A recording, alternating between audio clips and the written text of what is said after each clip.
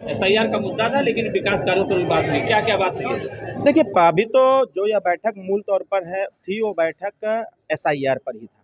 जिस प्रकार से सरकार और हमारी निर्वाचन आयोग भी फर्जी मतदाताओं का उल्लेख निरंतर करती रही है, और इसको देखते हुए माननीय मुख्यमंत्री जी ने प्रत्येक विधानसभा, इस मंडल के प्रत्येक विधानसभाओं का एक डेटाबेस हम लोगों को प्रोवाइड कराए हैं, और जहां भी ऐसे मृतक मतदाता हैं, मतदाता जो मृतक हो गए हैं, उनकी संख्या थोड़ी डाउटफुल है। इसके साथ साथ जो लापता मतदाता हैं, उनकी संख्या ज़्यादा है। तो उन्हीं सब चीज़ों को लेकर के माननीय मुख्यमंत्री जी ने ये कहा कि संगठन को निचले स्तर तक एक्टिव करने की आवश्यकता है, क्योंकि सरकार से बढ़ के संगठन होती है, और संगठन पर के लोगों को निचले स्तर जाना चाहिए, 1 to 1 मतदाताओं से मिलना चाहिए।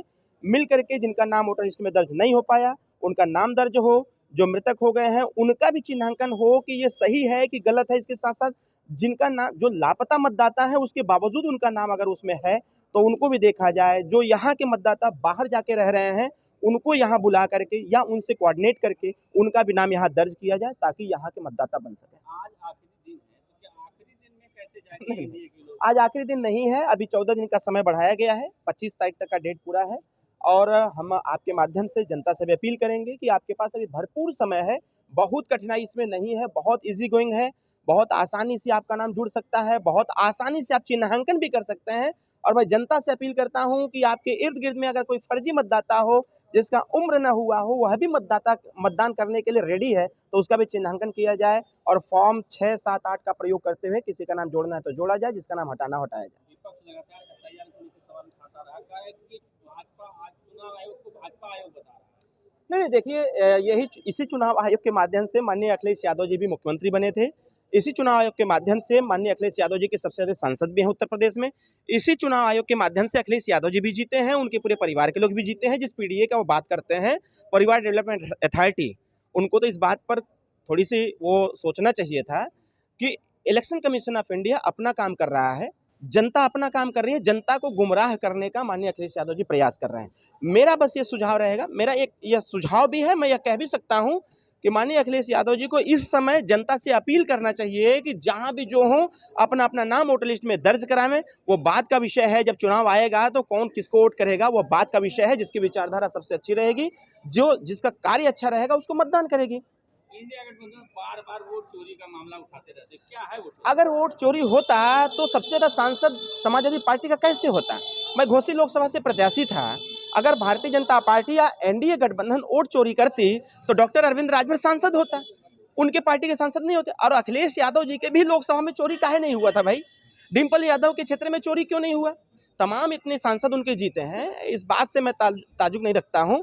अखिलेश यादव जी का यही काम ही है, निरंतर डिस्टर्ब करने का। निचले स्तर पर जो मतदाता है, जो जनता है, वो जनता कैसे गुमराह हो, हम वो कौन सी बात कह दें जिससे जनता कंफ्यूज हो जाए। मैं यह कह सकता हूँ माननीय अखिलेश यादव जी के लिए कि एक पिक्चर का एक गाना था कि कन्फ्यूजन ही कन्फ्यूजन है, सॉल्यूशन का पता नहीं। अखिलेश जी तो कह रहे हैं 43 सीट हम लोग लोकसभा में लाए, 27 में तो 250 सीट कैसे लाए वो? क्या अपने से ला दिए?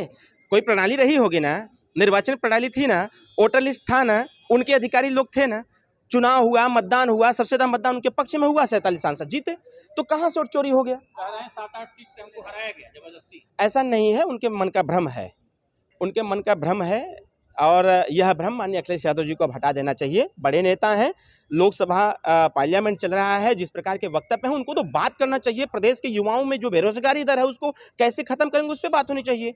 महिला आरक्षण 50% आरक्षण मिलना चाहिए। सामाजिक न्याय समिति की रिपोर्ट 27% आरक्षण का वर्गीकरण जो होना चाहिए उस पर बात करनी चाहिए। ये माननीय अखिलेश यादव जी प्रदेश को गुमराह करने का निरंतर प्रयास करते हैं।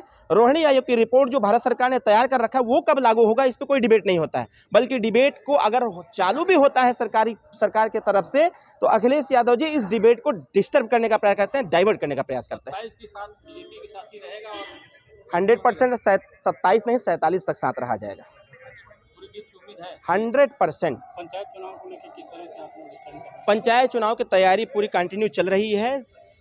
अभी गांव का भी निरीक्षण हुआ है। जिस गांव जो एक मानक तैयार किया गया था कि कितने वोटर पर गांव होना चाहिए, उसका भी हो गया है। आरक्षण प्रक्रिया चालू होने वाली है। आरक्षण प्रक्रिया के बाद फिर उसका वोटर लिस्ट तैयार हो जाएगी एसआईआर के बाद। फिर प्रक्रिया चालू है और मार्च अप्रैल मई जून जुलाई जब भी हो चुनाव हो जाएगा। भाजपा की नजर अतरौलिया सीट पर है, रहेंगी इस बार? क्यों नहीं रहेगी? अरे भाई सिर्फ अतरौलिया पर नहीं है, अभी माननीय मुख्यमंत्री जी ने कहा हमें 10 सीट जीतना है, तो हम लोगों का काम 10 सीट पर है, सिर्फ अतरौलिया पर नहीं हो रहा है। अतरौलिया पर इसलिए ज़्यादा फोकस है क्योंकि अतरौलिया केंद्र बिंदु है आजमगढ़ का। हम वहाँ रह करके पूरे 10 विधानसभा पर काम कर रहे हैं। ठीक, थैंक यू।